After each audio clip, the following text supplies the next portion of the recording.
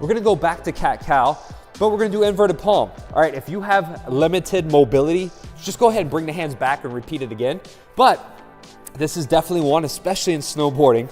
I'm probably gonna take a tumble this season, not gonna lie, because I'm gonna try something stupid. So I do fall down and I need to make sure that I nurture the mobility in my wrists. So this one here, we're doing the cat-cow.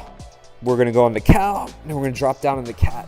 And I'm gonna bring my head up. But I like doing this inverted palm version because it really stretches my wrist. And if you're having a hard time with it, maybe you just do one side, right? We go on the cow, we go on the cat, we pull, and we switch hands, bring the other one upside down, go on the cat, bring my head, neck, left and right, turn it, over rotate a little bit, get them both upside down again, drop, head up, arch the back, pull the stomach in, over rotate, dropping it down.